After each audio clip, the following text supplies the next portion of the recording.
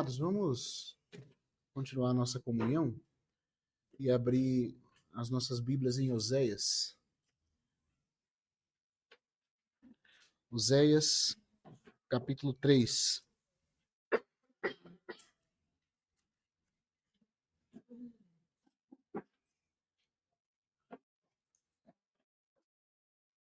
Capítulo 3 inteiro, né? Porque é só 5 versículos, mas muito preciosos.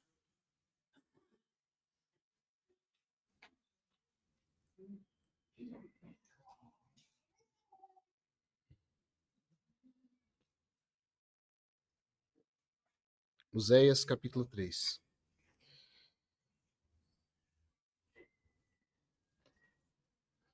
Disse-me Yahvé: vai outra vez, ama uma mulher amada por seu marido, e ainda assim adúltera, tal como Yahvé ama os filhos de Israel, ainda que seguem a deuses alheios e amam as tortas de uvas passas. Comprei-a para mim por 15 siclos de prata e um homer e um lequete de cevada. E lhe disse: muitos dias me aguardarás. Não fornicarás, nem estarás com homem algum, nem eu estarei contigo. Porque muitos dias estarão os filhos de Israel sem rei e sem caudilho, sem sacrifício e sem pilar, sem éfode e sem terafim. Depois voltarão os filhos de Israel e buscarão a Yahvé, seu Elohim, e a Davi, seu rei. E tremendo acudirão a Yahvé e a sua misericórdia ao fim dos dias. Capítulo 6 também, irmãos.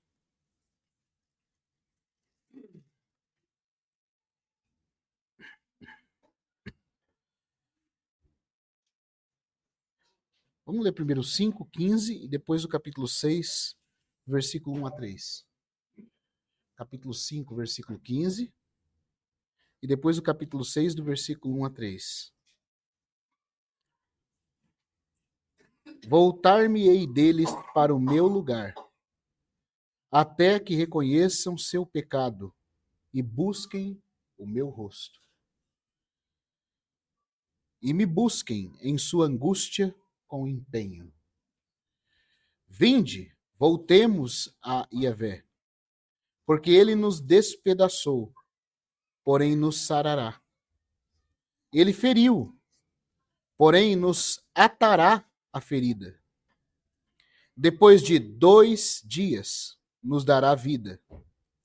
Ao terceiro dia nos ressuscitará e viveremos diante dele. Conheçamo-lo, pois. Sigamos adiante para conhecer a Yahvé. Sua saída é tão certa como a aurora, e ele virá a nós como a chuva tardia que rega a terra. Amém. Amados, ontem à noite nós começamos falando sobre a revelação, né, da verdade do reino do nosso Senhor Jesus, dentro das palavras do próprio Senhor, no Evangelho de João. O intuito, conforme nós falamos de a gente começar por ali, era ver o que o próprio Senhor tinha a dizer sobre isso, já que, embora os profetas são inspirados e os apóstolos também, né, nós temos que começar pelo próprio Senhor, para ver o que ele endossa dentro da sua palavra, né? E aí depois nós de vermos, de conferirmos juntos na palavra sobre a verdade do reino milenário e a importância que isso carrega para o tempo que nós estamos vivendo. Hoje, na hora da tarde, né, quando nós estávamos ali na casa do Léo tomando um café, conversando, o Fábio contou várias situações geopolíticas que têm acontecido que demonstram, irmãos, a palavra de Deus já tem o testemunho fiel em si mesma. Mas quando a situação externa começa a convergir para aquilo que a profecia denuncia, então nosso coração deve ser despertado. É a confirmação de que o tempo que nós estamos vivendo, as coisas que estão acontecendo, requerem de nós uma resposta. Que nós não podemos seguir da forma como nós achamos, né, que até agora estava bom. Muitas vezes vivendo muito ainda para os cuidados da nossa própria vida, sem nos importar com aquela consagração que o Senhor requer, com a santificação que Ele deseja, com certeza, ir mais fundo na nossa vida. Então nós estamos vivendo tempos, irmãos, de cumprimento de profecias. E eu já tinha falado para os irmãos na primeira reunião, né, que o fato de na edificação da casa de Deus, a glória encher a casa, ser a última das coisas que Deus realiza, é porque quando a igreja estiver para ser edificada, o assunto do reino e da glória de Deus é também a última tônica que o Espírito Santo tem a soar para o seu povo. Porque eu digo para os irmãos, se a proximidade da vinda do Senhor não desperta o nosso coração, coisa nenhuma mais fará. Aliás, a gente poderia até dizer, né, se nós soubéssemos que o Senhor vai voltar essa noite ou amanhã, com certeza, irmãos, nós nem iríamos embora daqui. Ou se fôssemos, só íamos para uma causa. Né? Então, irmãos, aquele espírito de arrebatamento, como diz o irmão Otmani, que a irmã Barber tanto demonstrava, tem que tomar espaço no nosso coração. Nós vamos pedir para o Senhor, Senhor, nós queremos viver uma vida que consiga, de fato, Senhor, responder a tudo que o Senhor fala. Essa é a nossa preocupação, irmãos, porque o mundo, além desse mundo ser um prédio que está com um implodimento decretado, o tempo disso está chegando, está batendo na nossa porta. Está batendo na nossa porta. Então nós começamos a ver sobre a doutrina do reino milenar, a revelação dessa verdade, para que nós pudéssemos ver o que nos aguarda. Né? E nós tivéssemos a firme convicção de que nós não estamos inventando coisas. Nós não estamos só estudando por curiosidades, aquelas curiosidades assim, tipo de aqueles vídeos que tem no YouTube aí, fatos desconhecidos. Até esse povo todo, né, tá falando, tá se aventurando a falar de coisas da Bíblia como se fosse só uma questão curiosa. Mas eu fico perguntando, se esses canais que falam de tantas coisas estão se aventurando a falar disso, não é porque as próprias pedras estão começando a gritar? Nem o mundo está conseguindo esconder que coisas estranhas estão acontecendo? Coisas assustadoramente apocalípticas.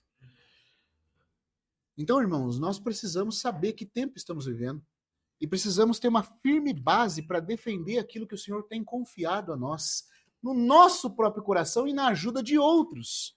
Porque muitas pessoas vão nos procurar cada vez mais atônitas. E nós precisamos ter a palavra para poder ajudá-las, além de ajudar a nós mesmos. Então, por isso que nós estamos falando do reino milenar. Da verdade do reino milenar, não presente só no Apocalipse, mas em outros textos das Escrituras. Para nós vermos que tudo que está ali em Apocalipse como uma colheita, é uma colheita de coisas que já estavam nos profetas, na lei de Moisés, nos Salmos e em outros lugares da Escritura. Às vezes em germe, às vezes um pouco mais implícito do que explícito, mas já estava presente. Não estamos forçando, como os milenistas falam, que nós ficamos literalizando símbolos. Essa questão do reino milenário é só um símbolo, não é só um símbolo. Não é só uma questão de simbologia de profecia bíblica. As profecias, irmãos, são todas literais, exceto quando a Bíblia diz que ela não é literal. Quando a Bíblia quer dizer que não é literal, ela diz para nós que aquilo ali é uma parábola, que aquilo é um símbolo. Mas se a Bíblia não disse isso, é literal. Cerca de 1.827 profecias estão presentes na Bíblia. A taxa de cumprimento até agora é 98%. Todas literal. Que autoridade eu e você tem para falar que não é literal? Ah, mas não é bem assim. Como não é assim? Eu fico pensando nesse pessoal, já falei para os irmãos, que fica simbolizando tudo. Se eles fossem ouvir Isaías, mais ou menos 700 anos antes de Cristo, dizer que a virgem ia dar à luz um filho, qual a explicação que eles dariam? Ah, não, com certeza que a virgem é outra coisa. Pode ser que seja a nação de Israel. Porque uma virgem não dá luz, né? Olhando pelas explicações, pela própria exegese que eles fariam desse texto. Mas, irmão, a virgem deu a luz. A profecia se cumpriu literalmente. Deus disse por meio de Ezequiel que Tiro seria tomada, falou até a forma como os muros seriam conquistados. Alexandre foi lá e fez exatamente o que estava escrito. O Senhor Jesus falou: não ficará aqui pedra sobre pedra nesse templo que não seja derrubado. Alguns podem falar, hipérbole. Como assim pedra sobre pedra? Não, está falando de uma destruição geral, panorâmica. Irmãos, quando Tito invadiu Jerusalém, ele deu a ordem. A hora que botaram fogo na cidade, o ouro derreteu e entrou nas incrustações do muro. Ele viu aquele ouro todo entrando nos vãos das pedras e ele falou assim: agora derrubem e virem pedra por pedra e tirem todo o ouro. E a palavra de Jesus se cumpriu, tintim por tintim, literalmente. Não tem hipérbole na profecia. A profecia é a palavra de Deus e Deus sabe se comunicar muito melhor do que eu e você. Se Deus disse que é A, é A. Se ele diz que é B, é B. Quando ele quer falar por símbolo, ele coloca ali que tem um semeion, que tem uma simbólica envolvida. Quando ele não diz, nós temos que ficar com o que ele disse. Porque como diz o irmão Beron, embora o céu e a terra possam passar e passarão, a palavra do Deus vivente não pode cair por terra, irmãos. Benditos nós seremos se nós nos apegarmos a ela dessa forma. Não aumentarmos nem tirarmos. Então nós vimos a verdade do reino milenar nas palavras de Jesus e da primeira ressurreição, claro, colocada ali em João 5. Vimos hoje em Isaías 24, né? E ali em Isaías 24 aparece aquela expressão, Hov Yamim, né? Que é a expressão muitos dias, muitas gerações. Isaías coloca que essa visita do Senhor para julgamento nos exércitos celestes e nos reis da terra na terra, eles seriam encarcerados e colocados em abismo, e depois de muitos dias, muitas gerações, seriam novamente visitados. E nós vimos essa correspondência com o Apocalipse capítulo 20. Veja como a verdade do Kilia et, dos 1000 anos de João, estava presente no Hov Yamim de Isaías. A questão é que João coloca mais detalhes naquilo que Isaías havia falado. E hoje, agora, se o Senhor nos abençoar, vamos seguir por Oséias. E vamos ver que Oséias falava da mesma coisa, né? Dentro da profecia, nos dias de Oséias. A gente leu aqui o capítulo, começamos pelo capítulo 3. Mas eu queria que os irmãos voltassem comigo no capítulo 1, para a gente ver algumas considerações. Capítulo 1, versículo 1 até o versículo 9. Revelação de Yahvé que teve Oséias ben Beeri nos dias de Uzias, Jotão, Acás e Ezequias, reis de Judá, e nos dias de Jeroboão, ben Joás, filho de Joás, rei de Israel. Quando Yahvé começou a falar por Oséias, disse Yahvé a Oséias: vai, toma para ti uma mulher prostituta e gera filhos de prostituição, porque o país se prostituiu totalmente. O que Deus está fazendo por Oséias aqui, irmãos? Isso aqui é chamado na linguagem bíblica de portento, de presságio. E portento diz respeito a uma ação que contém, às vezes, um sinal ou um milagre, e presságio é o que anuncia em antecipação que vai acontecer. Deus fala por comparação, ilustrando coisas que estão acontecendo ou que irão acontecer. Então, a atitude de Oséias, por ordem de Deus, é um presságio. Deus diz para ele: vai, toma uma mulher de prostituições e gera filhos. Oséias, o homem fiel, vai se unir com uma mulher que se prostitui. Aí o Senhor explica, porque a terra se tem prostituído. Então Oséias, cujo nome significa a salvação,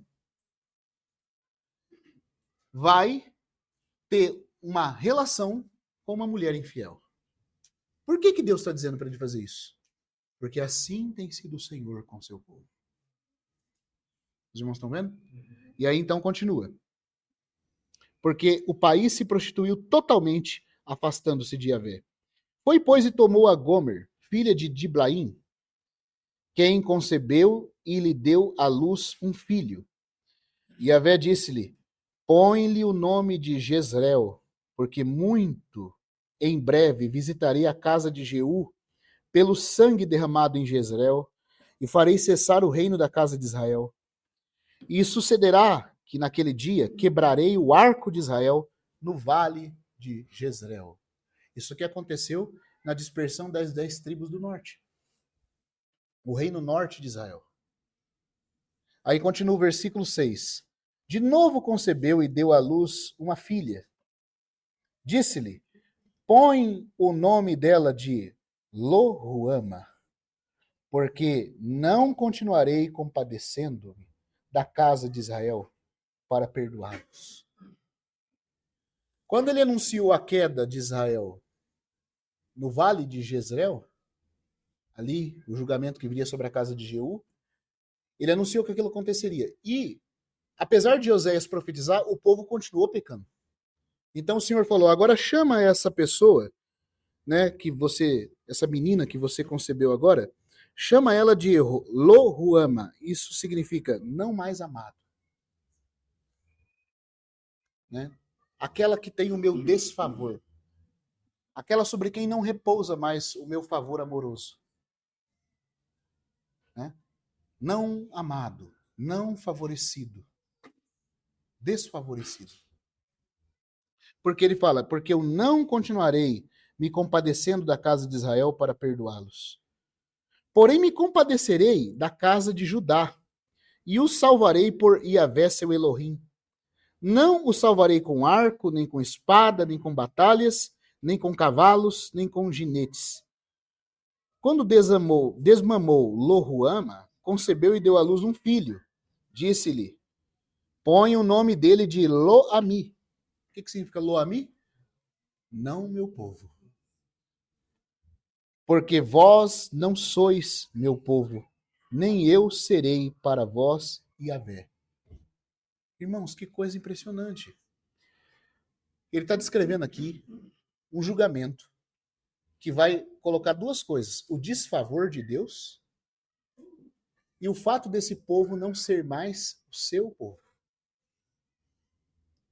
Sobre as 10 tribos do norte, isso aconteceu historicamente? Sim. Por mais que tanto Judá quanto o reino norte pecassem, havia uma diferença entre o reino de Judá no sul e o reino norte das 10 tribos. Qual que era a diferença? Os dois praticavam idolatria. Mas qual que era a diferença dos dois reinos? Os irmãos lembram? No livro de Reis. No livro de Reis diz bem claro o seguinte: o pecado de Samaria era o grande pecado da casa de Jeroboão. E apesar de até... Você sabe que o pior rei que houve no reino norte de Israel foi Manassés. Manassés era bruxo, feiticeiro, agoreiro, assassino, idólatra. Segundo a tradição judaica, foi ele que cerrou o profeta Isaías ao meio. Você vê que homem terrível. Pegou os próprios filhos e queimou aos deuses demoníacos. E encheu Jerusalém de sangue de uma extremidade à outra. Você pode falar, um homem desse é um Aleister Crowley, meu Deus do céu. Não tem nada mais terrível que um trem desse. Mas lá no livro de Crônicas diz que a hora que ele foi levado cativo e algemado, ele se arrependeu. E diz que Deus se compadeceu dele. Você fala, mas não é possível? Só que o problema é assim, se Deus se compadeceu desse rei, Manassés em Judá, ele era um rei de Judá. Né? Eu não sei nem se eu falei enganado aqui que ele era rei do norte, mas ele era rei do sul, de Judá. Deus se compadeceu de Manassés, meu Deus do céu, que fez essas atrocidades terríveis. Como que ele está dizendo para as 10 tribos de Israel que ele não vai ter mais misericórdia deles? Qual foi o pecado das 10 tribos do Reino Norte, irmãos? Na capital, em Samaria. Nós temos que entender uma coisa aqui. Lá em Deuteronômio, eu vou devagarzinho para a gente ir acompanhando, porque senão, sem considerar o contexto das coisas, a gente não entende o que está acontecendo aqui. Lá em Deuteronômio, Deus disse em Deuteronômio 12 que quando o povo de Israel chegasse na terra de Canaã, eles não poderiam oferecer sacrifícios em qualquer lugar. Não poderiam adorar a Deus lá na casa deles. Não poderiam levantar um altar em qualquer lugar. Tanto é que vocês lembram no livro de Josué mesmo, que quando aquelas tribos que ficaram na Transjordânia, elas ajudaram os filhos de Israel, né? Batalharam, conseguiram a vitória, e depois elas voltaram para a Transjordânia e edificaram um altar. Lembra que no livro de Josué está escrito isso? Diz que Josué e todo o batalhão de Israel se reuniu contra essas tribos. A tribo de Ruben, a tribo de Gade e a meia tribo de Manassés, que ficou na Transjordânia. O resto das outras tribos se reuniram, pegaram espadas e falaram assim: que pecado é esse que vocês estão fazendo?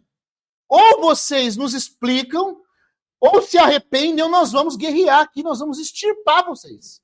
Porque vocês não vão fazer aquilo que Deus proibiu. Já não basta o pecado que cometeu os nossos pais no deserto, para tantos males nos acontecer. Agora que o coração do povo está consagrado, vocês vão cometer uma loucura dessa? Veja como era grave levantar um altar em qualquer outro lugar. Por quê? Porque Deus havia dito em Deuteronômio 12 que o único lugar que o povo ia adorar o Senhor era no lugar que ele escolhesse. Que lugar ficou sendo esse mais tarde? Jerusalém.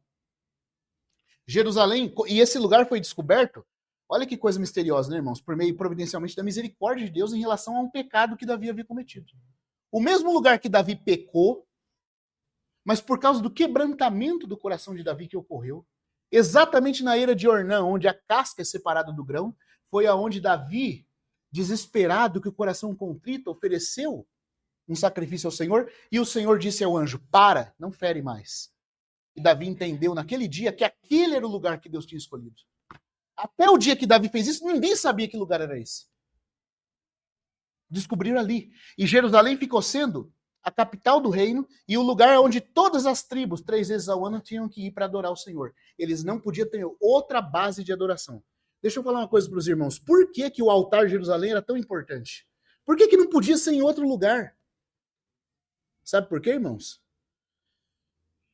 Porque aquele altar tipifica a cruz do Senhor Jesus. Assim como isso, desde Abraão, porque aquele mesmo lugar ali, outro dado que o Fábio está colocando aqui muito bem, é que aquele lugar da eira de Ornã, aonde Davi ofereceu o sacrifício, é o mesmo lugar, geograficamente, onde Abraão ofereceu Isaac. E aonde Abraão falou que o Senhor proveria para si o seu cordeiro. Certo? É o mesmo lugar. E aquilo é uma figura da cruz do Senhor Jesus. Aquele lugar também, ao lado ali, na mesma montanha do Moriá, fica o Monte Calvário, aonde mais tarde Deus Pai ofereceu o verdadeiro sacrifício. Então aquilo ali apontava para a obra do Senhor Jesus. Sabe o que isso significa, irmãos? Vamos entender uma coisa aqui. O Senhor me dê graça para falar, porque eu começo a me empolgar, e eu não sei se eu vou colocar bem, mas o Senhor me ajude, e ajude os irmãos também. O ponto aqui é o seguinte: havia acontecido uma divisão no reino de Israel. Nessa época que o pecado de Samaria foi cometido. 2 tribos ficaram ao sul, Judá e Benjamim, e 10 tribos ao norte. Deus queria essa divisão? De jeito nenhum. Deus queria que todas as tribos fossem um reino só, a unidade do povo dele, e que se dirigissem todos 3 vezes ao ano para adorar naquele lugar no altar. Por causa do pecado de Roboão, Deus até permitiu que eles fossem politicamente divididos, tendo um reino ao norte e um reino ao sul. Até falou para Jeroboão: se você me servir, eu vou te dar, eu vou ser com você todo o resto da sua vida, eu vou te garantir esse reino. Entendeu? Somente me sirva. Só que o que acontece? Deus até permite a divisão política do povo, mas Deus não ia permitir a divisão espiritual. Aqui tem um importante princípio espiritual para nós, irmãos. Deus, vamos aplicar, porque a história de Israel é figura da igreja, certo? Então vamos lá. Deus quer essas divisões que tem entre os cristãos em grupos cristãos, tudo dividido? Quer ou não? Não quer. Assim como ele não queria que as tribos tivessem dividido. Porém, veja só, Deus até pode tolerar isso. Embora não seja o seu maior prazer, ele até tolera. Mas o que ele não tolera é que a nossa comunhão seja em outra base espiritual, fora da cruz do Senhor Jesus. O que quer dizer isso é o seguinte: enquanto a cruz for o centro, não importa se o irmão é batista, presbiteriano, sim, não importa nem até se ele é católico romano, se ele se declara católico romano, se ele é metodista, se ele é assembleiano, se ele é irmão da restauração, não é irmão da restauração, se ele é... não importa! Ele está no corpo de Cristo sobre a obra do Senhor Jesus. E essa é a única base que nós temos de comunhão. E se isto for o centro, irmãos, há esperança. Se nós entendermos isso, que todo que Cristo recebeu com base na obra da cruz é o nosso irmão, não tem problema. Porque também, deixa eu dizer uma coisa para os irmãos, nós não vamos conseguir restaurar a igreja no sentido prático, da unidade, como era no tempo dos apóstolos. Não vamos, irmão. Assim como ninguém conseguia mais restaurar aquela divisão política de Israel, é besteira qualquer um que tenta falar hoje que vai restaurar a igreja. Nós vamos restaurar. Ah, é? Vai. Vai lá então. Tem até um hino que cantavam aí num grupo aí. Vamos restaurar a igreja. Em ritmo de Copa do Mundo. Da degradação ao exercitar o espírito, clara é a visão. É? Já caiu a Babilônia, Satanás e o mal, e a igreja edificada na base que é local. A base é local? A base é Cristo. Vamos restaurar, vamos restaurar. Ah, é? Restauraram, sim. Está mais dividido que qualquer coisa. Sabe por quê, irmão? Porque nós não somos ninguém para restaurar coisa. Não estamos dando conta de restaurar sequer a nossa vida sem Cristo. Que ousadia é essa para falar que vai restaurar a igreja? E o mesmo irmão que inventou essa letra aí falou que o Senhor não está edificando nada na sua igreja, nem nas denominações, nem na igreja católica. Apenas na restauração do Senhor. Sabe o que é isso? Isso aí é não entender que Deus sabe que o povo dele externamente está dividido. Mas para Deus isso ainda não é o mais importante. O importante é que mesmo, irmãos, você está entendendo? Eu não sei se eu consigo explicar isso para os irmãos. Eu estou tentando ter graça do Senhor aqui para isso. O sentido é o seguinte: quanto mais você enfatiza a unidade, mais dividido fica. Quanto mais você enfatiza Cristo e a cruz, mais união espontânea acontece. Porque se a base da comunhão é Cristo e o altar, é a pessoa, a presença do Senhor e a cruz do Senhor Jesus, nós somos todos irmãos, irmãos.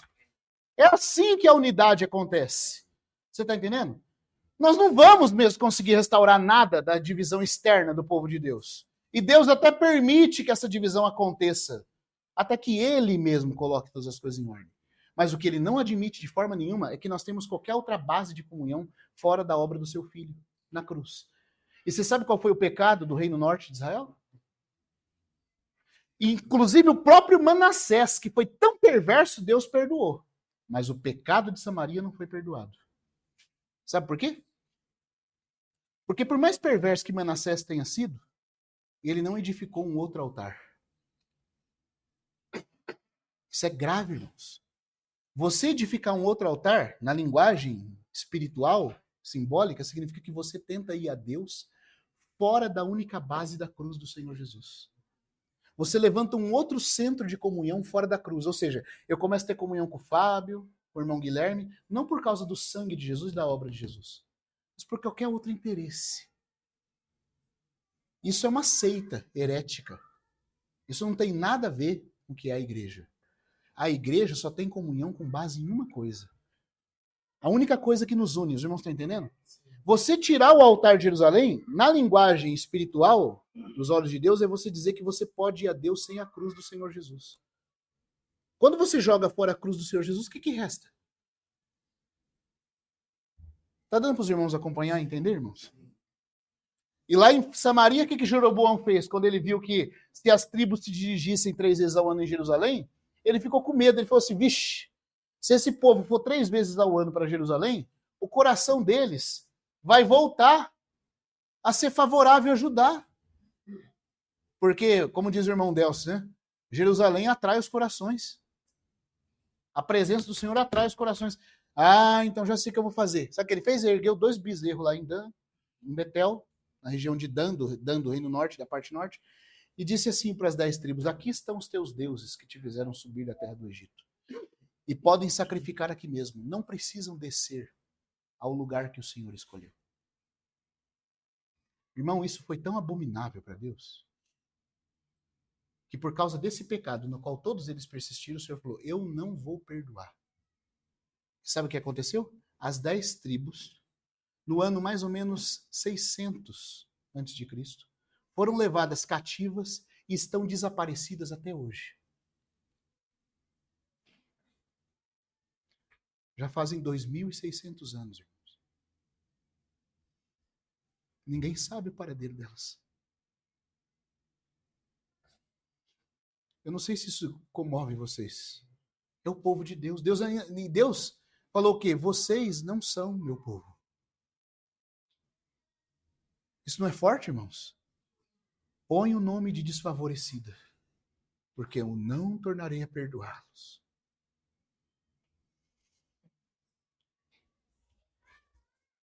Mas aí se você fala assim, acabou então? Não há mais esperança? Aí o reino de Judá também continua pecando, inclusive com esse perverso rei Manassés aí. Porém, sabe o que havia de diferente? É que por mais que o povo pecasse, adorando outras coisas além do Senhor, eles não se apartavam do trono do rei Davi, da família de Davi, que era a figura do Messias, e não se apartavam do altar. Isso significava que por mais fraco que eles fossem, eles se importavam com aquilo que Deus se importava. Por isso Deus falou assim, todavia eu salvarei, quando tiver acontecendo tudo isso com Judá, não, com Israel, com o Reino Norte, a casa de Judá não vai ser tratada assim. Eu vou discipliná-los também, mas eu vou salvar a casa de Judá. E tem uma expressão no livro de Crônicas que diz, porque em Judá ainda havia coisas boas. Como que o senhor sabe pesar as coisas, né? Então esse é o contexto do livro da profecia de Oséias aqui. Mas o que eu queria falar para os irmãos é que, olha só, para o versículo 10 do capítulo 1. Todavia o número dos filhos de Israel será como a areia do mar, que não é medida nem contada. Irmãos, é isso aqui que, ó, eu vou falar para vocês, até os eruditos ficam assim embevecidos com o tamanho do amor de Deus. Porque ele chegou a falar, eu não vou perdoá-los mais. Mas aqui não está dizendo que isso é para sempre. Você viu o Senhor falando que para sempre eles não vão ser o povo dele mais? Não está escrito que o Senhor não seria para sempre o Deus deles mais. Não serão mais meu povo. Não disse por quanto tempo duraria isso. Sabe por quê? Porque quando chega no Apocalipse você vê 12 tribos seladas. Bendito seja o Senhor Jesus. Porque, irmão, é como o Darby falou, se nós virarmos as costas para a luz de Deus vai continuar batendo nas nossas costas. Ele pode nos disciplinar, nós vamos poder passar, sim, uma separação dispensacionalmente temporária em disciplina, mas nunca o amor de Deus vai nos abandonar. Dá para você imaginar que um povo que está 2.600 anos fora da terra e ninguém sabe o paradeiro deles mais, um dia vai voltar? A Unesco diz que uma nação que desapareça por mais de 400 anos não pode mais existir. Porque o idioma já não existe, a língua já não se fala mais, costumes já são reintegrados dos outros povos. Então não é possível. Passou 400 anos, pode esquecer. Bom, decepção da Unesco. Mas essas 10 tribos do Reino Norte estão há 2.600 anos desaparecidas. Tudo que você vê de judeu lá na terra de Israel hoje é só Judá e Benjamim. Mas Deus prometeu que as 10 tribos vão voltar. Sabe por quê? Eles não são meu povo. Sabe quando que começa esse tratamento de Deus com as 10 tribos do norte? No cativeiro da Síria. No cativeiro da Síria, as 10 tribos do norte já começam a experimentar isso. Judá só ia experimentar parte disso mais tarde. Porque em Judá ainda havia coisas boas. E por amor a Davi, a quem eles se apegavam, figura do Messias, da unção sobre o Messias, Deus vai tratá-los de forma diferente. Jamais o propósito de Deus vai falhar totalmente com eles. Agora, com essas tribos aqui, irmãos, já faz 2.600 anos. Você tem ideia do que é isso? Eu me comovo quando eu leio isso aqui, porque eu falo, meu Deus, gente, vamos lá, se você perder contato com a sua família por 50 anos, quem aqui já, por exemplo, tem tio que não vê, que quando você nasceu, o tio foi embora, você não sabe, mas, meu irmão, já pensou uma nação, um povo todo se tirar da sua terra durante 2.600 anos, irmãos? Lá em Isaías tem profecia que fala que eles serão levados para a terra de Sinim, que é a China. No extremo do Oriente. Diz lá que o Senhor os dispersaria pelos 4 cantos dos céus. Para um povo desse voltar, tem que ser milagre de Deus. E todo mundo diz, é impossível. É impossível. Não é possível. Mas olha o que Deus vai dizer agora no versículo 10. Todavia, o número dos filhos de Israel será como a areia do mar, que não é medida nem contada. E sucederá que onde se lhes haja dito, vós não sois meu povo, se lhes dirá o quê? Vós sois filhos do Deus vivente. Aqui o Senhor profetizou como vai acabar tudo. Depois, nas outras profecias que a gente leu, você vai ver como é que Deus vai, de forma dispensacional, produzir esse resultado. Por quê? Vamos lá. Primeiro ele falou, vocês não são meu povo. Por causa desse pecado, vocês não são meu povo. E depois ele diz, mas vocês serão tão inumeráveis como a areia do mar. E serão chamados de filhos do Deus vivente. Ou seja, sabe por que isso, irmão? Porque lá em Abraão, Deus fez um pacto. Você lembra de qual era o pacto com Abraão? Deus falou para eles assim, ó, os seus descendentes vão possuir essa terra aqui. Eu vou dar a terra a eles. Você vai ter uma descendência e a sua descendência vai ser herdeira desse lugar. Abraão falou assim, Senhor, como saberei que hei de possuí-la? O que o Senhor falou para ele? Abraão, pega sacrifícios, reparte em pedaços e não parta as aves. O que Abraão fez? Sabe por quê? Porque aquele era o jeito de fazer contrato no tempo de Abraão. Era o jeito de fazer pacto. Tanto é que a palavra aliança no hebraico é sangrar. Porque eles pegavam o animal, dividiam no meio, e aí jorrava sangue das duas partes. E aí, quando o sangue estava jorrando entre as partes, era que os dois contratantes, né, os dois que iam entrar no contrato, faziam o quê? Eles passavam juntos. Um passava daqui para lá, o outro passava de lá para cá. E eles diziam assim com a mão levantada, assim me parta Deus, se eu não cumprir a minha parte nesse acordo.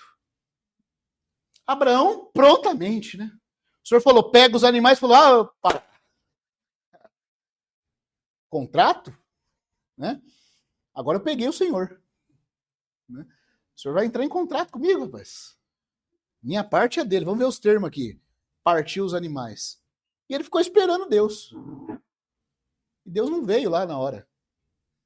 E a Bíblia diz que houve um pesado sono sobre Abraão. E densas trevas foi escurecendo. E Abraão dormiu. Quando ele acordou, irmãos, ô maravilha das maravilhas, o que estava acontecendo? Um fogareiro fumegante passava sozinho entre os pedaços. Deus estava querendo dizer o que para Abraão? É uma aliança incondicional. Eu de mim mesmo assumo todas as consequências. Sabe o que Deus estava dizendo? Assim me parta eu, se eu não cumprir a minha parte nesse acordo. Não tem a sua responsabilidade. Está tudo sobre os meus ombros, Abraão.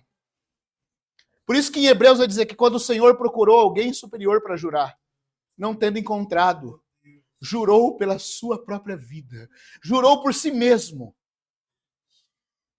Os homens juram pelo que é superior, e o juramento põe fim à dúvida. Deus procurou alguém, não tinha. Então ele jurou por ele mesmo. A minha vida está envolvida nisso.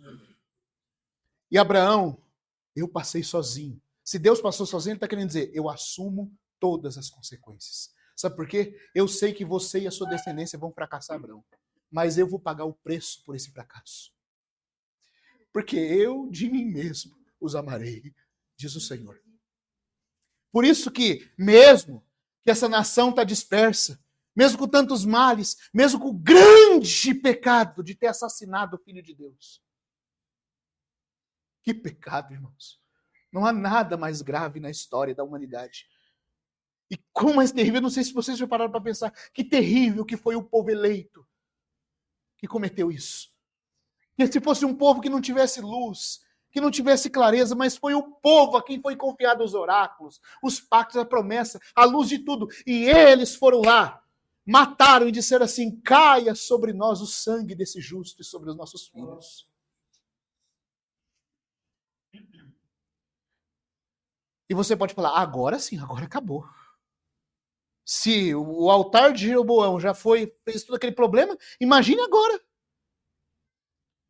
O que você falaria se você falasse desse povo? Você falaria que pelo menos eles escorregaram? Eu falaria que eles caíram, quebraram a cara E está tudo esfolado, arrebentado e morto. Mas Paulo, porque ele entendia isso aqui, quando ele está escrevendo Romanos 11, o que ele diz? Pergunto, pois, tropeçaram para que caíssem? Tropeçar pelo menos, né, irmão? Vamos dizer, pelo menos tropeçar, né? Paulo falou assim, de modo nenhum. Você tem coragem de dizer que aquilo ali não foi nenhum tropeção? Só se você entender o pacto de Abraão. Sabe por que não foi tropeção? Não porque Israel não fracassou. Em si mesmo eles fracassaram. Mas sabe por que não vai ficar prostrado? Sabe por que nem como trupicão aquilo é contado? Porque Deus assumiu todas as consequências. Aleluia. Deus disse, de mim mesmo eu os amarei. Aleluia. Abraão, a sua descendência para sempre será amada. Eu posso discipliná-los, mas jamais, jamais, para todo sempre deixarei de ter misericórdia deles. Irmãos, que amor! E você sabe por que isso é positivo para nós? Porque nós seguimos as pegadas do nosso pai Abraão. O pacto conosco não é o do Sinai, que era condicional. O pacto da graça que é conosco é o pacto de Abraão. É por isso que você entender isso, você sabe, a sua salvação é garantida para sempre. O seu perdão é incondicional. O conteúdo dessa aliança, dessa nova aliança, que é a continuação daquela de Abraão, porque a lei foi só acrescentada, como diz Paulo. O conteúdo dessa aliança que o Senhor fez conosco, como está escrito em Jeremias, farei com eles uma aliança, e os termos dela é, eu jamais deixarei de lhes fazer o bem. Se isso não toca o nosso coração, eu não sei o que pode tocar, irmãos. Deus assumiu todas as consequências. Essa é a única explicação para um versículo desse. Ele acabou de falar, vocês não são meu povo. Aí depois fala, mas o número deles será como a areia da praia do mar. E na onde estava dito, vós não sois meu povo, estará escrito, vocês são filhos do Deus vivente. Porque a obra do Cordeiro que carregou todo o preço vai sanar todas as coisas. E o Espírito vai ser derramado sobre eles. Tá, isso vai acontecer. Mas como que vai ser isso? Então agora, nos outros versículos a gente vai ler. Vamos ver isso agora.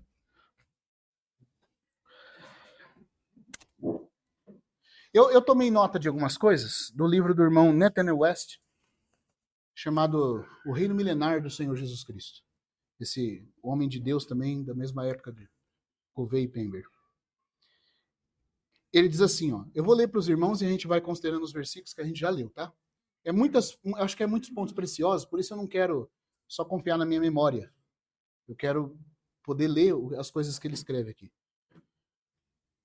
Outra expressão semelhante às já mencionadas, né, que ele falou do Kilia et e do Hov e Amin, ele fala de uma outra expressão semelhante às que já foram mencionadas, é encontrada em Oséias, ao predizer o cuidado vigilante de Deus sobre Israel na sua dispersão e solidão. O tempo de Lo-Ami e Lo-Ruama. Não meu povo e não meu amado. O tempo em que a prostituta de Israel, divorciada de Deus, mas separada da idolatria, ainda está em desolação e ocultação e providencialmente preservada para Deus. Então, já houve um tempo desse aqui em cumprimento em relação a Israel, já lá nos dias de Senaqueribe. Aliás, Senaqueribe não, Tiglat-Pileser, anterior a Senaqueribe. Judá, Deus ainda insistiu com eles um tempo. Mas vocês vão ver, pelas profecias de Oséias, que Judá também será colocada nesse rol de não amada, não meu povo. A questão é que só demorou um pouco mais, por causa que ainda havia coisas boas em Judá. Aí, tem uma profecia interessantíssima sobre eles. No capítulo 3, vamos lá agora de novo no 3. E eu quero confirmar com os irmãos, porque parece que a tradução aqui não é a mesma da textual, e parece que... me parece, mas aí eu vou pedir para os irmãos notarem com cuidado. Capítulo 3. Disse-me Yahvé, vai outra vez, ama uma mulher amada por seu marido, e ainda assim adúltera. Tal como Yahvé ama os filhos de Israel. Ainda que seguem a deuses alheios, e amam as tortas e uvas passas. Oséias vai lá e diz: comprei-a para mim por 15 ciclos de prata, né, preço de escravo, e um homer e um lequete de cevada. Ele disse: muito. Agora olha só, ele compra ela, ele resgata ela lá do mercado de escravos e compra ela. E ele fala para ela o quê? Olha o que ele vai dizer para ela: muitos dias me aguardarás.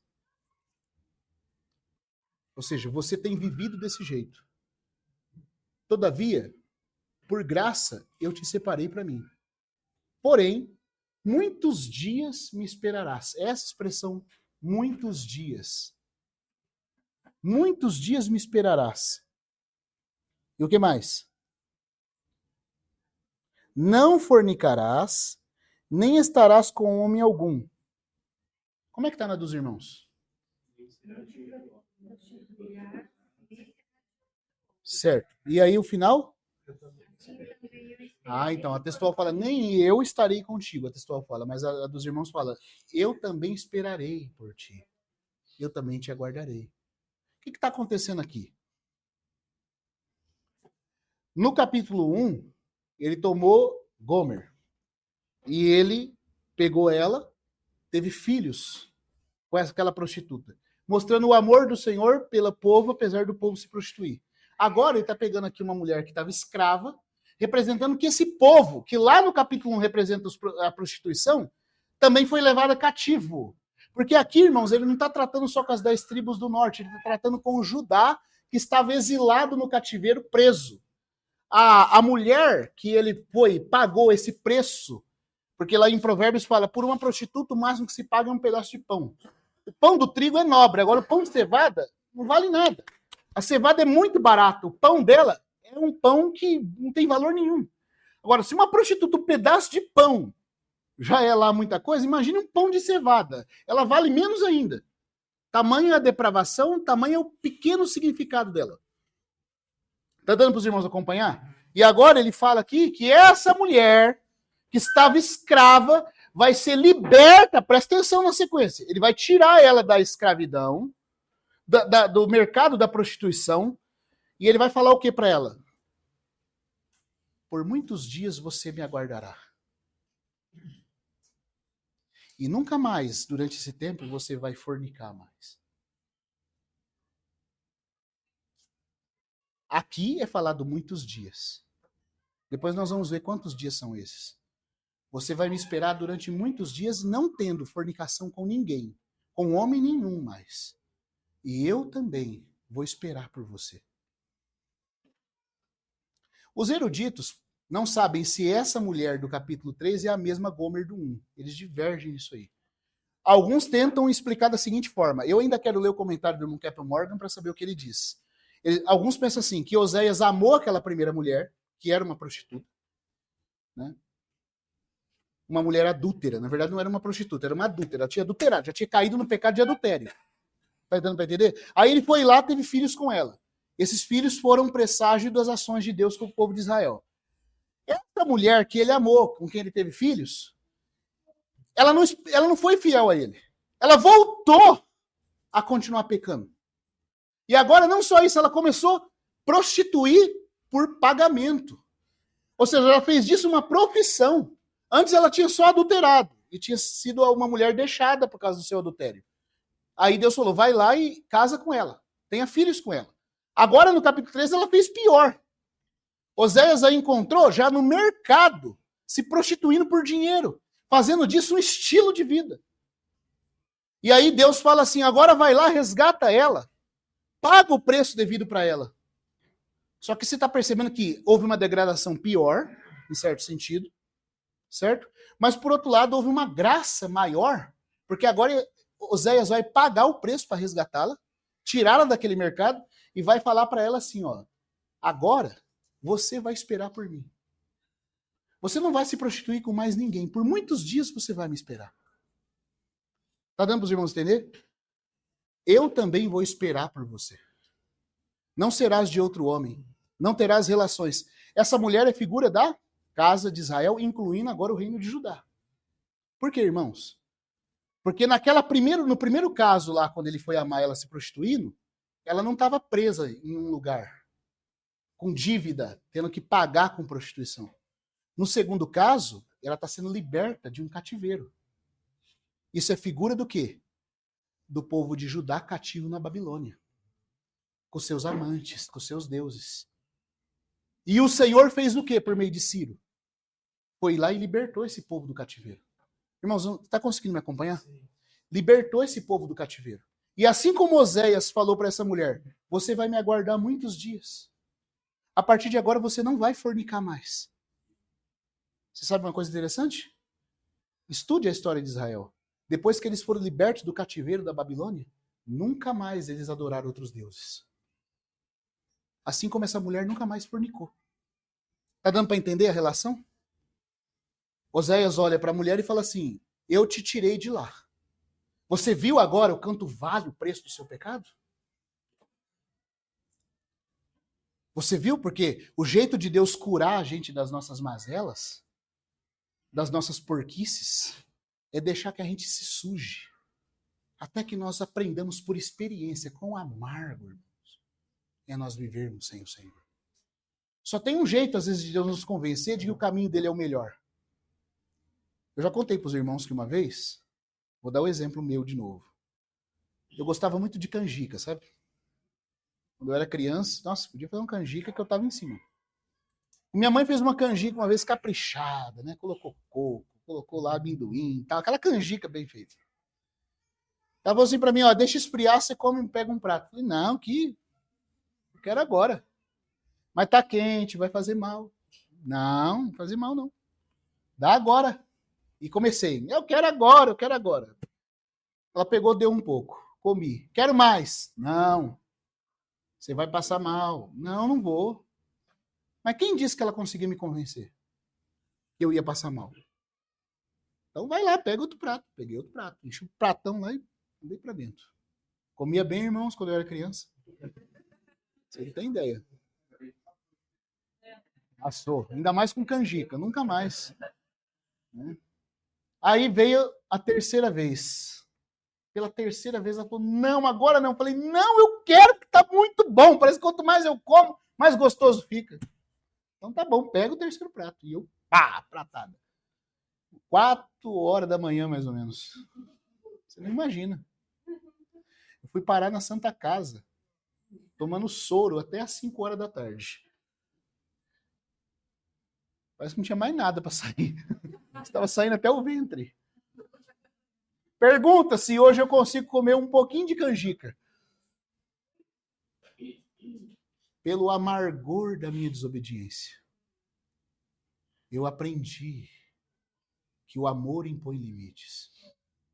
Por isso o salmista fala, aquele salmo longo que foi escrito depois do cativeiro. Foi-me bom ter passado pela aflição, para que aprendesse os teus mandamentos. Antes de ser afligido, andava errado. Mas agora eu guardo a tua palavra.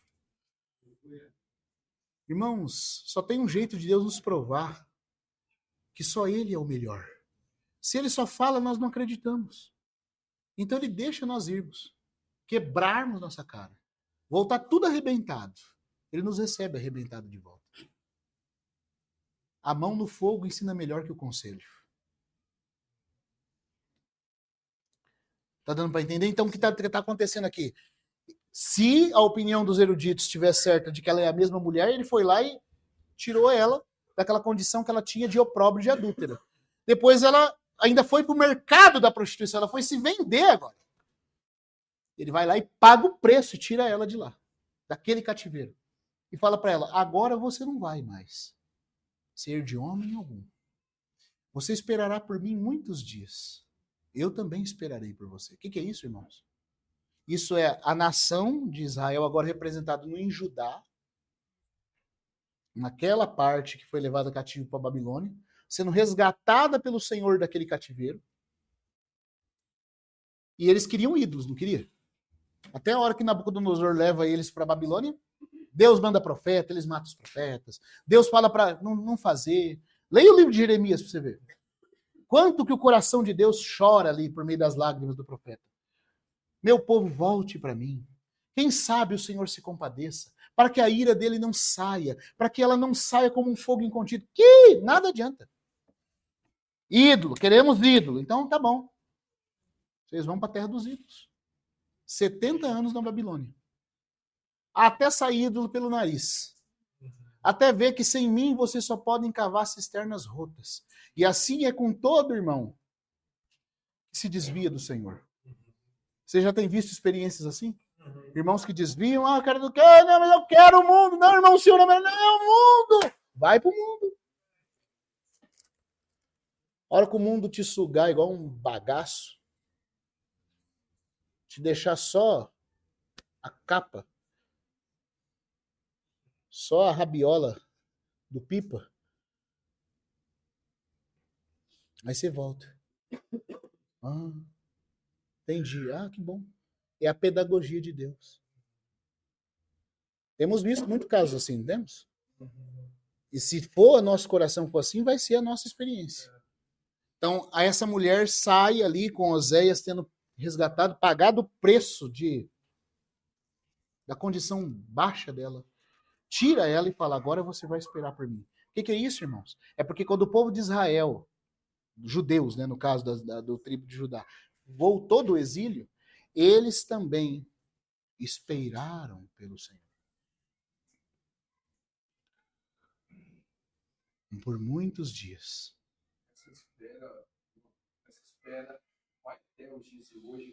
É isso que a gente vai ver. É isso que a gente vai ver. Sabe por quê?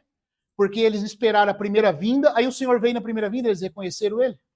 Não. Então não é um dia, é muitos dias. E nós vamos ver agora no capítulo 6 que esses dias são 3 dias. Tá entendendo? Porque o primeiro dia é o cativeiro da Assíria e da Babilônia, no período dispensacional do Antigo Testamento, aonde eles foram resgatados e mesmo assim, embora, presta atenção nisso, embora não pecando mais com idolatria, não tiveram todavia coração, irmãos, para amar o Senhor. Não amaram os ídolos, mas também não amaram a ele. Então tem que esperar. Aí vem o Messias, o que eles fazem? Matam ele no tempo romano, no tempo de inauguração do Novo Testamento. O primeiro dia começa do cativeiro assírio e vai até o Senhor Jesus nascer. É o primeiro dia. Que nós vamos em Osés 6, que a gente leu, que é 3 dias. Vim depois, busquemos o Senhor. Depois de 2 dias, nos vivificará. E no terceiro dia nos ressuscitará. E viveremos diante dele. O primeiro dia é o período dispensacional do Antigo Testamento, onde Deus entrou em disciplina com eles. As 10 tribos na Síria, tá dando para entender? E Judá na Babilônia. Por meio de Judá, o povo foi purificado da idolatria. Por isso que a mulher não vai mais se fornicar. Vai esperar pelo Senhor. Mas aí o Senhor vem no dia da encarnação dele, quando o verbo se fez carne, e eles não reconhecem. Eles não recebem o Senhor. Então não é um dia só. Pelo menos 2 dias vai levar esse tratamento. E nós já estamos chegando no final do segundo dia, irmãos. Dia aqui de dispensação, tá entendendo? A dispensação do Antigo Testamento, a dispensação do Novo Testamento na Era da Graça. Esse segundo dia já dura 2000 anos. É toda a era cristã. Eu interpretava que os 2 dias seriam esses 2 milênios. E o terceiro, na verdade, o reino milenar. Mas nós vamos ver aqui pelo o que o irmão Nathan West mostra, e tem muito fundamento aqui, eu quero chegar lá se der tempo. Nós vamos ver que é essa aplicação que ele faz aqui. Então, vocês vão esperar por mim. Só que o detalhe é interessante, porque de fato, como a profecia está mostrando, eu fiquei maravilhado com isso aqui. Durante esse tempo de espera, eles não se prostituem mais. Outros deuses não. Pode ter outros pecados. Israel tem muitos pecados. Agora, idolatria, você pode ir lá e falar para adorar outro Deus. A nação não se prostra, irmão. Eles podem ser ateus, mas adorar outro Deus, não. Ou é Jeová ou nada. Isso foi, de fato, o que aconteceu. Saíram curados da idolatria da Babilônia. E é por isso que o capítulo 3, agora vamos lá. A gente está nele, na verdade, né? Versículo 4. Por que a mulher de Oséias vai esperar?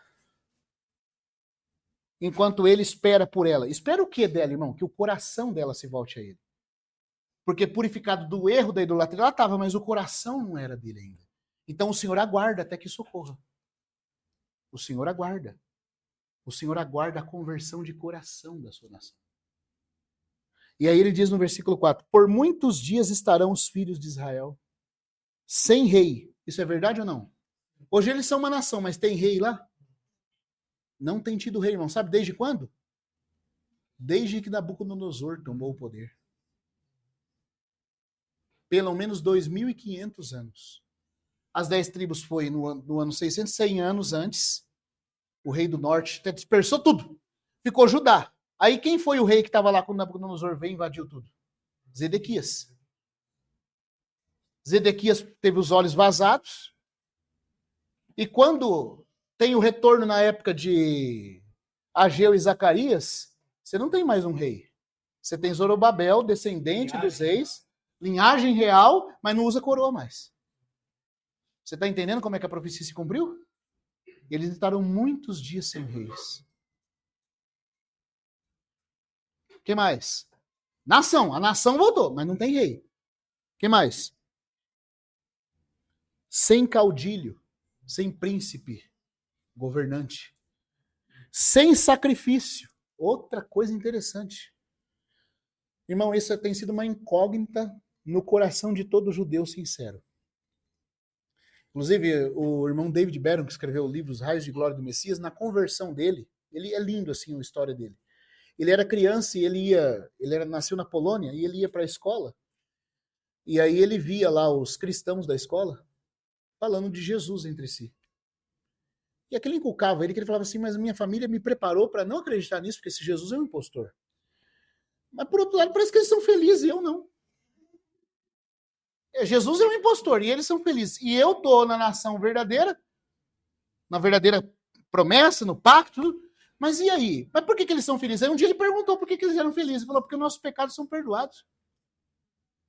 Mas como assim os pecados de vocês são perdoados? Ele, como um bom judeu, criado pelo pai dele, o Rabino Mordecai, ele diz assim, mas o pecado só pode ser perdoado se houver sacrifício. Nós não temos altar. Nós que somos judeus não temos como ter perdão garantido. Como que vocês têm? Ah, irmãos. Aí os irmãos que não era bobo, né? Porque o verdadeiro altar já foi levantado. E a verdadeira vítima já foi oferecida. A princípio ele relutou com isso, mas ele chegou para a mãe dele e falou, mãe. Ele conta que ele chegou para a mãe dele e falou assim, mãe, nós só podemos ser perdoados se houver sacrifício. Sim, meu filho. Mas mãe, nós não temos mais altar. É verdade, filho. E o que Deus vai fazer comigo? Não tem sacrifício, mãe. Não tem altar. E aí? A mãe dele disse que baixou a cabeça e falou assim, olha, tenta praticar aí as orações, as tefilotes. Pode ser que Jeová tenha misericórdia de você. Falou, não, mãe, mas ele disse que ele jamais é inocente o culpado. Ele começou a citar a escritura para ela. Aí ela começou a ficar confusa também. Falou, filha, eu não tenho a resposta. E aí ficou aquele negócio dos cristãos. Jesus é o sacrifício. Jesus é o sacrifício. Jesus foi a vítima do altar da cruz. Aí ele disse que um dia ele entrou dentro do quarto, pegou a Bíblia dele, a Bíblia do Antigo Testamento que ele tinha, e falou assim, ó Jesus chamado Cristo, eu não sei se é verdade ou não que é você, que é o Salvador e o sacrifício. Mas se não for você, não há outro. E eu nem sei também se eu falando com você, você me ouve, porque se você não for o Cristo, você é um homem que morreu e ficou na morte. Mas se você é real, mostra para mim que você é o Cristo. O que você acha que aconteceu? Mas, irmão, esse aqui é o mistério. Os filhos de Israel permanecem até hoje sem altar. E eles não têm certeza. Você pode chegar para qualquer judeu. Se ele for realmente sincero e você confrontar ele com a escritura, ele não sabe como é que ele vai ser salvo. Que situação, né? Estarão muitos dias sem altar. Não tem sacrifício. O que mais? Sem éfode. Sem pilar, sem coluna. Né? Sem éfode. O éfode aqui é onde tinha o peitoral do Urim Tumim. Era por onde você sabia a vontade de Deus. Então eles são um povo também que não conhece a vontade de Deus.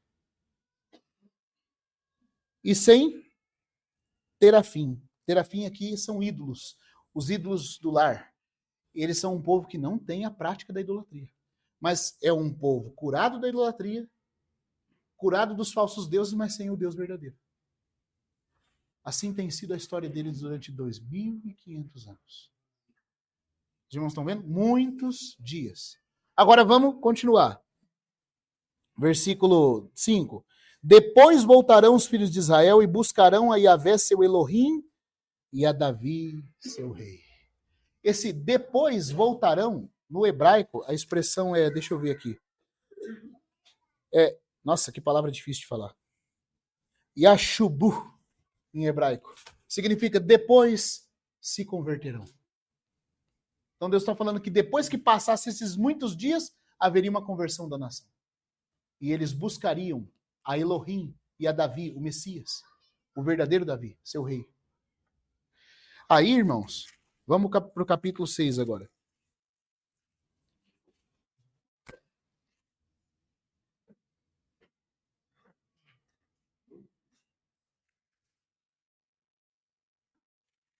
Vinde. E o Senhor, como falou lá no capítulo 3, que esperar por eles muitos dias também. Aí no 5:15, né, antes do 6, fala, voltar-me-ei deles para o meu lugar. Não foi o que aconteceu? Quando o Senhor Jesus ascendeu aos céus, ele estava de costas para Jerusalém e com as mãos estendidas na direção de Betânia. E ele foi embora. Voltar-me-ei deles para o meu lugar, até que reconheçam o seu pecado. E busquem o meu rosto. E me busquem em sua angústia com empenho. Então, tem um até, não foi para sempre. E aqui diz que eles vão buscá-lo no tempo da angústia. No tempo da angústia. Que tempo de angústia é esse? É o dia da aflição de Jacó, é o tempo da grande tribulação. Está dando para os irmãos entender? Até que me busquem no tempo da angústia, com empenho. E aí o que eles vão falar? Vinde, voltemos a Yahvé. Porque ele despedaçou, porém nos sarará. Ele feriu, porém nos atará a ferida. Depois de 2 dias, nos dará vida. Aqui o profeta mostra o cumprimento dessa fala. Quanto tempo vai durar os muitos dias que vão esperar? 2 dias, depois que passar 2 dias, nos atará a ferida. Ao terceiro nos ressuscitará. E viveremos diante dele. Agora deixa eu ler algumas coisas que o irmão Neto West escreve sobre isso, os irmãos. As palavras de punição e graça são igualmente notáveis. Ele disse, tu esperarás por mim muitos dias, e a mim, Rabim, no hebraico. Então a gente já viu o Rov e a mim, né? Muitas gerações. A gente já viu os 1000 anos, e aqui tem os muitos dias. Né? E a mim, Rabim, não te prostituirás nem serás de outro homem, assim também eu esperarei por ti. Oséias 3:3. A promessa de Deus à pecaminosa congregação judaica, à apóstata Israel, para os divorciados, Lo-Ami e Lo-Ruamá, isto é, uma graça incrível. Ele fala da misericórdia suprema, do amor ilimitado e da compaixão infinita de Deus. Isso é certamente imensurável, porque os filhos de Israel, diz o texto de Oséias 3:4-5, ficarão, ou como diz o texto hebraico, na palavra Yeshbit, nossa, que, irmãos, perdão, não sei ler hebraico, tá? Mas a expressão, o nome em hebraico é Y-E-S-H-B-H-N, eu nem sei como é que lê isso aqui. Mas a expressão é, os filhos de Israel habitarão. Ou seja, uma outra coisa que Deus estava garantindo, por mais que eles sejam disciplinados, nunca vai deixar de haver o povo de Israel. Eles existirão, eles habitarão. Só que como? Por muitos dias, e a mim, Rabim, sem rei, e sem príncipe, e sem sacrifício, e sem estátua, sem éfode ou terafim. Depois, e a palavra depois aqui no hebraico é achar, tornarão ou se converterão, é a palavra Yashubu, Se converterão os filhos de Israel e buscarão ao Senhor seu Deus e a Davi seu rei, e temerão ao Senhor e a sua bondade no fim dos dias. Se perguntarmos o que são esses muitos dias, citados aqui em Oséias 4, de solidão e isolamento de Israel, e a preservação estranhamente prometida por Deus, só poderemos responder prontamente como fez Delitier, quando disse: os muitos dias aqui são o longo período de exílio. O longo período de exílio, a condição em que o povo judeu é a mesma agora. Delitier viveu em 1870 e alguma coisa. Ele foi o mais profundo erudito hebraísta cristão judeu que a igreja tem notícia. Ele escreveu um famoso comentário de todos os livros do Antigo Testamento junto com Keil Frederick. Ele é respeitado pela comunidade judaica pelos bens prestados aos judeus no tempo em que o mundo já tinha um antissemitismo levantado, que acabou culminando na Primeira Guerra Mundial e no ódio aos judeus, que depois desenvolveu ainda mais na Segunda Guerra. Né? Então esse Delitier, que era cristão, um irmão, ele disse o seguinte, que aqui estão os dias do exílio, do qual Israel se encontra até hoje. E ele continua falando, ó. A condição em que o povo judeu é a mesma agora. Um povo, mas não um estado com rei. É um povo, mas não um estado com rei. Uma congregação ainda adoradora, mas sem sacrifícios. Não é interessante, mas eles vão na sinagoga e ficam lá. Mas o sacrifício mesmo que tem que ser a culminação do culto, não tem.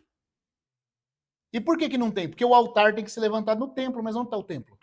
Não tem, tem que estar em Jerusalém, mas lá no lugar do templo tem uma mesquita. Você vê o problema? E vai lá mexer na mesquita para ver. Eu ali um barril de pólvora. Mas sem sacrifício. Um povo tão radicalmente separado do politeísmo, ou seja, não adora outros deuses, que se considera o pilar da fé monoteísta, da fé no único Deus. Um povo que, por fim, será tomado por um desejo profundo de arrependimento, de retorno a Yahvé, e por Davi seu rei, isto é, como no Targum traduz, e os rabinos no Targum colocam, na frente da palavra Davi seu rei, eles colocam, ou seja, o Messias. Eles vão se arrepender buscando Yahvé e o Messias, o filho de Davi, o rei do período final. E então ele acrescenta, todo o Antigo Testamento, Delitier falando, não pode exibir nenhuma profecia mais brilhante a respeito da conversão de Israel do que esta peça que acompanha junto, Romanos 11, 25. E que recebeu seu pleno significado espiritual, antes de tudo, à luz do Novo Testamento. É uma fotografia da condição de Israel hoje e, com a mesma certeza, uma previsão do qual será seu fim como povo regenerado e ressuscitado em poucos anos. Mas isso não é tudo. Há outro aspecto desse período. Ao contrário do comentário inadequado de outra pessoa, né, de Pansay, um outro erudito lá, os muitos dias aqui estão reunidos em 2 grandes dias. 2 dias históricos, cobrindo todo o tempo da morte nacional de Israel e do descanso como nação na sepultura. Você lembra que em Ezequiel foi contemporâneo de Daniel. Não é muito interessante isso? Ezequiel, Daniel. Esses são profetas do exílio. Eles estão na Babilônia, eles não estão na Terra Santa. Quem são os profetas que estavam na terra de Israel nesse período? Jeremias. Irmão, o irmão Scrooge, ele disse o seguinte, estude os nomes desses profetas. Isaías está profetizando na terra de Israel. Isaías significa salvação de Yahvé. O Yahvé é a salvação. Isaías. Issa, salvação. Yah, de Yahvé. Por quê? Porque o povo está na terra, a salvação está se manifestando, certo? É o tempo onde a salvação está imperando. Jeremias também tem o nome Yahvé, porque fala da aliança de Deus com eles ainda guardada. Agora, quando eles vão para o cativeiro e Deus perde a expressão deles na terra, os profetas passam a ter nome só de El. El. O que é El? Deus. Mas some o nome da aliança de Deus. Some o nome da aliança. Daniel, Ezequiel, são profetas na Babilônia. Você está vendo isso?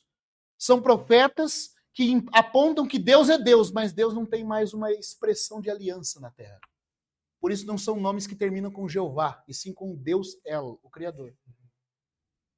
Muito interessante. E por que eu estou falando isso aqui? Porque Ezequiel e Daniel foram contemporâneos. E ambos na Babilônia. Daniel na corte, Ezequiel como sacerdote exilado no rio Quebar. Agora veja que interessante. Enquanto em Daniel, o sonho que se levanta é o sonho da estátua, não é? O sonho de Nabucodonosor. Um colosso gigantesco do Império Gentil. E Nabucodonosor vê aquilo como uma estátua grande, que põe medo, aquela poderosa estátua. E como que Ezequiel vê o povo de Israel?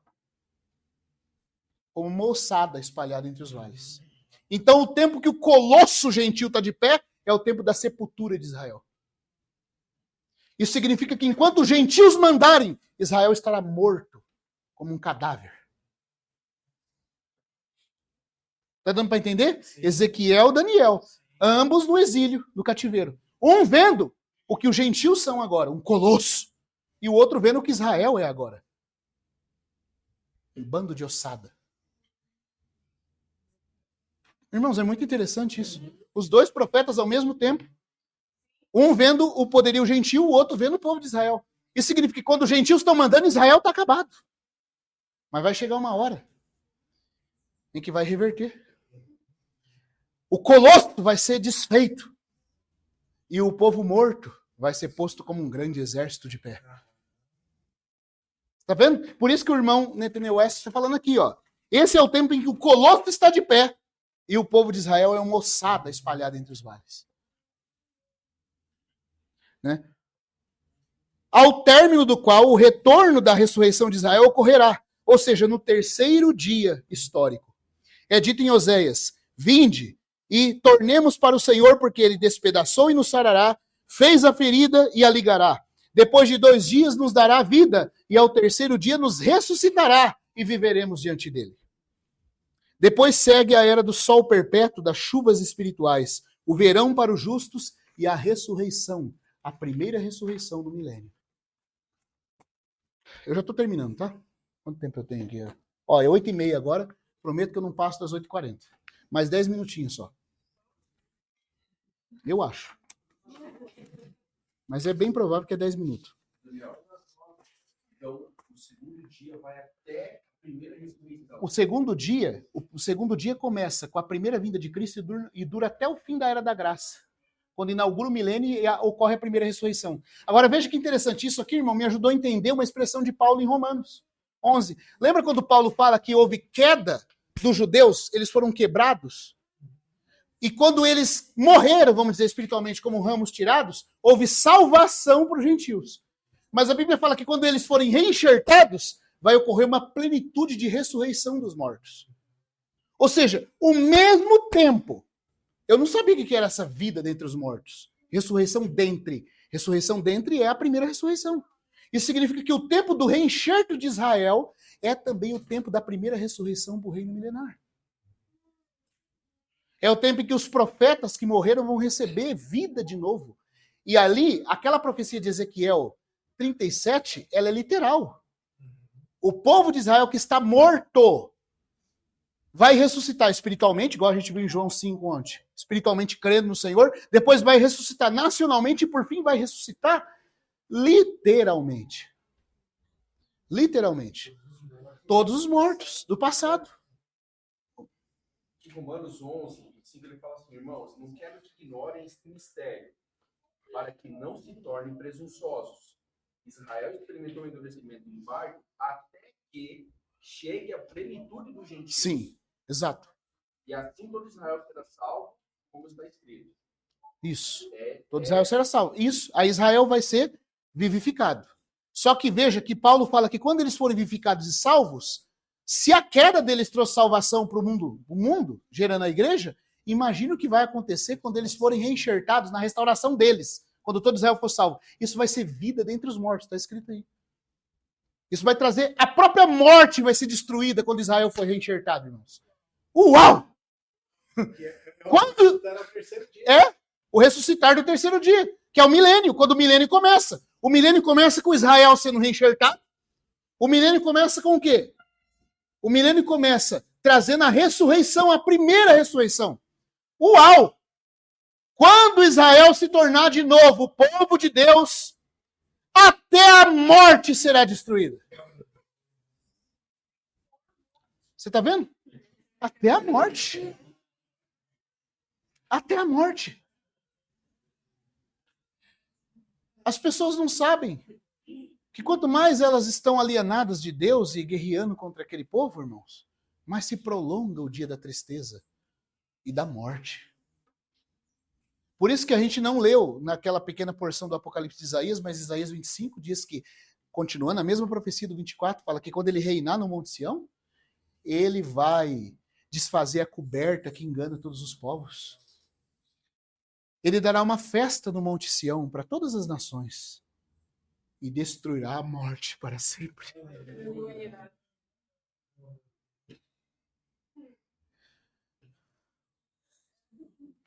Isso é o que vai acontecer, irmãos.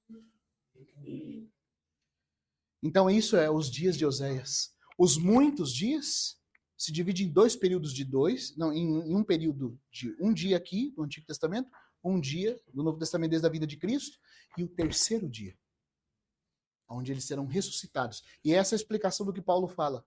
Alguém achou o versículo em Romanos 11? O irmão Alisson, você viu aí onde está? Quiser ler? Porque foi a primeira vez que eu vi uma explicação plausível para essa palavra de Paulo. Se o endurecimento deles, se eles serem quebrados, trouxe salvação ao mundo, o que será o seu restabelecimento, senão a vida dentre os mortos?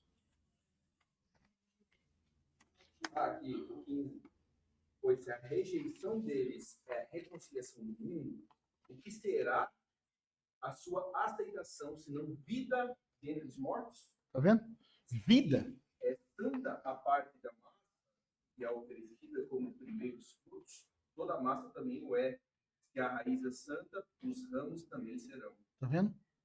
Então, quando eles forem reenxertados, e aí Paulo garante que eles vão ser, porque se a massa, se a primícia da massa é santa, o restante também é. Se Deus amou Abraão, Deus amou em Abraão todos os seus descendentes. Se a raiz está boa, os ramos também vão ser alcançados. Então, continuando aqui, ó, ele fala, se perguntarmos o que são esses 2 dias históricos, só podemos ainda novamente afirmar, como disse Delitier, a profecia se refere ao povo que depois do segundo dia da morte segue para um dia de ressurreição. Os 2 dias da sua morte são, na história do cumprimento, o exílio assírio e babilônico. Eles foram levados é um dia. Isso se deu no Antigo Testamento. E teve um segundo dia, que é o segundo período de exílio, o romano. Quando Tito invadiu Jerusalém, pilhou a cidade e levou milhares de judeus cativos. E eles foram escravos para Roma e se tornaram os construtores do Coliseu, em trabalho escravo. O exílio romano, em que o povo judeu ainda se encontra. E por que também esse exílio? Porque depois o poderio romano, vamos dizer assim, a cultura romana, por meio do Sacro Império Romano, é que manda hoje no mundo, e os judeus são como ossos da ossada, enquanto o colosso está de pé. Certo? Ou seja, o primeiro dia da morte nacional de Israel é o período do Antigo Testamento, da destruição de Israel como nação. O povo levado cativo, Jerusalém destruída. Depois volta a acontecer um segundo dia, onde de novo o templo é destruído, mas agora pelos romanos, e o povo é de novo levado cativo. Né? O templo desaparecido, a terra despovoada, o reino exterior destruído. O segundo dia é o período do Novo Testamento, com a mesma catástrofe repetida. O primeiro dia chega até a primeira vinda de Cristo, começando com uma nova dispensação no período romano. O segundo dia chega à segunda vinda, sendo o período total do tempo de Israel como nação no Vale de Ossos Secos de Ezequiel 37. E com o colosso monárquico ainda permanecendo inabalável em Daniel capítulo 2. Estou terminando, irmãos. Mas depois vem o terceiro dia. Amém. O dia da ressurreição, em cuja manhã Israel surge. O momento de Israel, o arrependimento e a volta para casa. O momento em que o colosso cai e os ossos secos se levantam. Reanimados, revestidos de carne, um exército extraordinariamente grande. O que temos aqui é, primeiro, uma ressurreição espiritual, que é mostrada em Ezequiel 36, 25. Depois uma ressurreição nacional e política, mostrada em Ezequiel 37. E depois uma ressurreição corporal e literal dos fiéis mortos de Israel, como é mostrado em Salmo 49, Isaías 26, Daniel 12, versículo 1 a 3. O apóstolo Paulo cita em 1 Coríntios 15, 55, as palavras de Oséias em Oséias 13, 14, como prova de uma ressurreição não só espiritual, não só nacional, mas uma ressurreição literal do corpo. E em sua carta aos Romanos nos diz que esse tempo da conversão e restabelecimento de Israel trará nada menos do que vida dentre os mortos. O que Oséias nos dá aqui no início do terceiro dia é precisamente o que Moisés nos dá em Deuteronômio 32, 39, Davi nos dá no Salmo 49, versículo 14 e 15, Isaías nos promete em Isaías 25, versículo 8 e 26, 19, e Daniel nos dá no capítulo 12, versículo 1 a 3. E Ezequiel nos dá no capítulo 37, 1 a 28. E o Apocalipse de João nos dá em Apocalipse 11, versículo 11, 18, capítulo 12, versículo 5, na ressurreição e arrebatamento do filho varão. O que mais? No capítulo 10, versículo 11, e no capítulo 20, versículo 4 a 6. A primeira ressurreição. No tempo do restabelecimento de Israel. Então, após esses eventos poderosos que marcam o fim da nossa era atual, ou o fim do segundo dia da morte nacional de Israel, vem a era milenar da bem-aventurança. Israel é retratado lindamente como os tempos de reavivamento e refrigério perene, a era do orvalho de Israel e do florescimento, do crescimento do lírio e de raízes profundas como a árvore de cedro e de ramos extensos como a oliveira, a era da bênção para as nações, quando elas também, habitando sob a sombra de Israel, reviverão como o trigo, florescerão como a videira e serão perfumadas como o vinho do Líbano. O Israel, todo santo ao Senhor, não terá mais nada a ver com os ídolos, mas sem murchar, dará frutos sagrados para Deus. Só tem mais uma folhinha aqui, tá, irmãos? Deixa eu só concluir e nós já concluímos. A demonstração, então, é clara.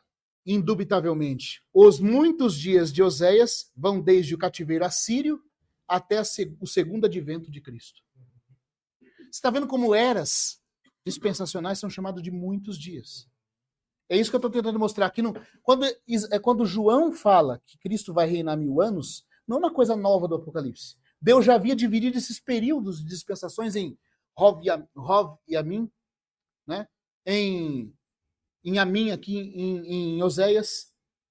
Só que depois ele vai mostrando, em Apocalipse, o tempo disso, na consumação. O intervalo que tem de uma dispensação para outra, da era da graça, até o tempo do último dia que a gente viu ontem em João. Tem os 1000 anos. Mas antes disso já era também algo do Senhor de dividir os períodos de tratamento dele em períodos dispensacionais. A ressurreição de Israel como nação ocorrerá na manhã do terceiro dia. Agora, olha o que o Delitia comenta. Ele fala assim, na história de Cristo, a história de Israel está recapitulada. Israel deve morrer como nação para viver. Como o Senhor morreu para ressuscitar. Porque Cristo é o verdadeiro Israel. Israel deve seguir a Cristo nesse princípio. Ah, Senhor. Da morte à vida é o caminho para Israel chegar ao reino. Igualmente claro é que a multidão de dias de Isaías 24, 22 e os muitos dias em Ezequiel 38, 8 são idênticos aos 1000 anos de João no Apocalipse 20, versículo 1 a 7. E vai desde a segunda vinda de Cristo até a destruição de Gog no pós-milênio. Esses dois fatos, esses dois vastos períodos tomados em conjunto abrangem, portanto, todo o tempo desde o cativeiro assírio até o juízo final no novo céu e nova terra. A próxima era diante de nós é o terceiro dia, o sabá do mundo. A profecia de Oséias não foi cumprida na primeira vinda de Cristo, como fica claro no Apocalipse de João, onde sobre a sexta taça, o Eufrates, além do qual as 10 tribos vagaram para o esconderijo entre as nações, está seco para abrir o caminho para o retorno de Israel sob os cuidados dos príncipes desde o nascimento do sol. É verdade que os termos depois e últimos dias são fórmulas escatológicas permanentes para todo o tempo messiânico abrangido pela era eterna de Isaías, bem como o tempo imediatamente anterior ao dia de Jeová, Yom Jeová, ou o dia do Senhor, e que, como fica claro em Joel e Pedro, eles incluem tanto a primeira como a segunda aparição do Messias. Ou seja, ele está falando que a era eterna de Isaías, porque é isso que eu estava explicando para os irmãos. Os profetas começam a falar de um assunto e eles vão, irmão, desenvolvendo em germe. Então, quando Isaías fala assim, eis que cria um novo céu e nova terra, não o vedes?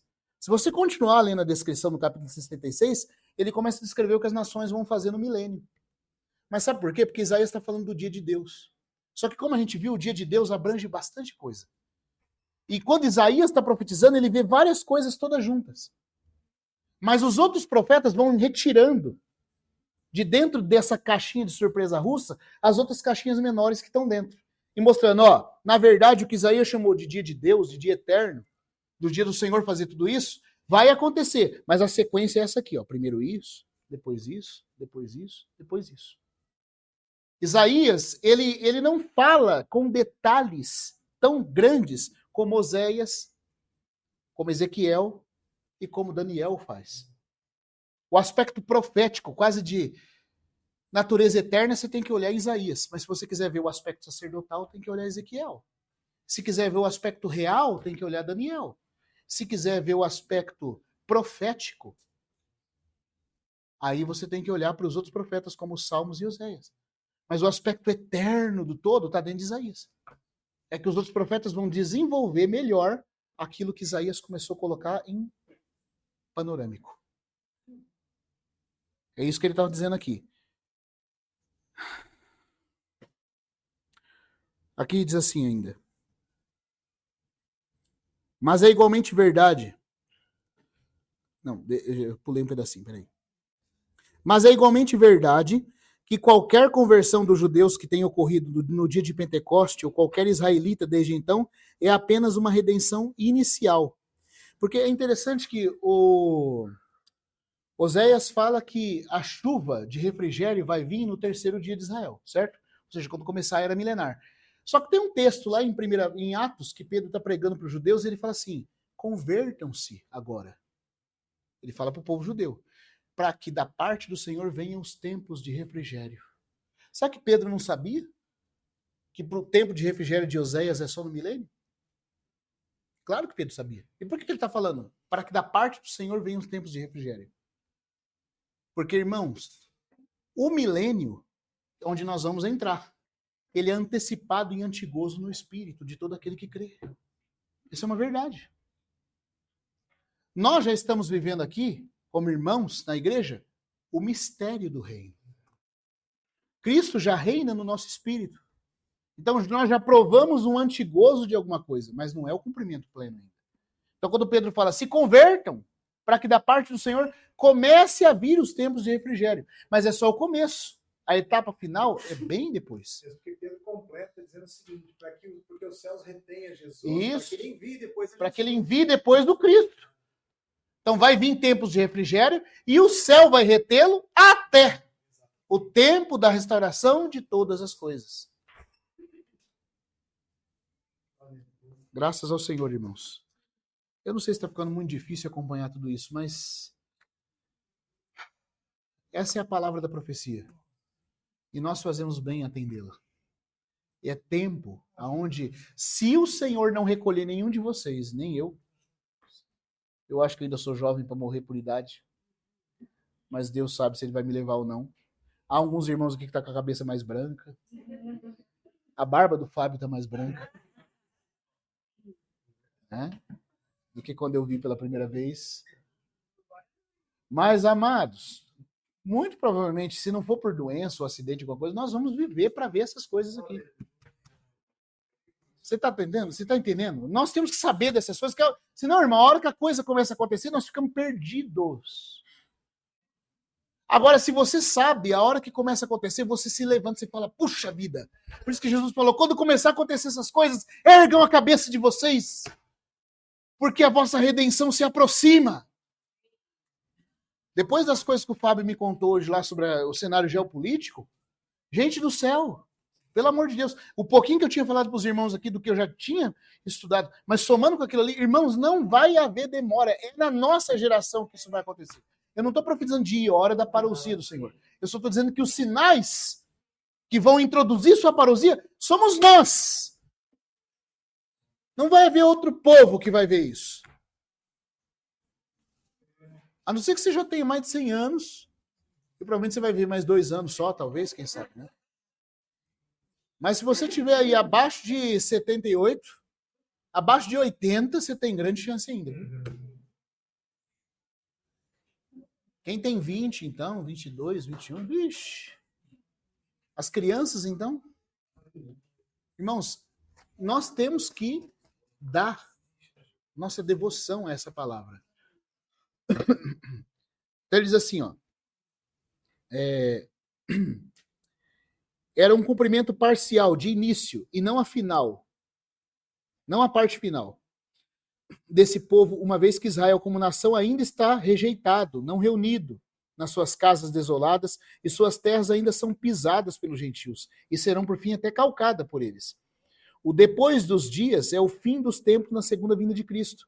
Refere-se à época de Israel entrando no reino restaurado, o momento em que Israel busca e acolhe Cristo como rei, e também serão aqueles dias sobrenaturais do Messias, chamado de os seus dias, no Salmo 72, versículo 7. Quando o punhado de trigo de Israel, ou seja, o remanescente salvo, se moverá como o Líbano, e os da cidade florescerão como a erva da terra, Salmo 72, 16. O tempo em que aquelas palavras tão amargas e tristes, Lo-Ami e Lo-Ruamá, não serão mais pronunciadas até esta mesma hora. Israel permaneceu puro do pecado da idolatria, desde o dia que seu exílio nacional começou, e como povo assim permanecerá, reservado para o reino de Cristo em sua vinda. A mesma raça, punida pelo pecado, é a raça recuperada pela graça. Nacionalmente, bem como pessoalmente, Deus lidar com o povo judeu. Falta um parágrafo só. A identidade de Israel permanece através de todas as épocas. Desde a gênese de Israel em Abraão, até a regênese de Israel em Cristo. Israel permanece, como Oséias falou. Não é interessante que também todos os povos que vão para o exílio e tal, sempre se misturam, acaba perdendo cultura. Se tem um pessoal, por exemplo, que tem cultura, é o Brasil. Nosso país não tem cultura. Além de ser um filhote das nações, né? Tem só 200 anos de existência, não tem nem tempo para formar cultura um negócio desse. Mas com o tanto de povo que chega e que vai, acaba misturando de um jeito que perde a cultura. E qualquer nação que haja tanto exílio e tanto vagar para fora da sua própria terra, não tem como preservar a cultura. O único tipo disso é Israel. É a única nação que pode estar na Europa, pode estar onde está. Você sabe, esse cara é judeu. Então a promessa de Oséias, Israel permanecerá. E está se cumprindo.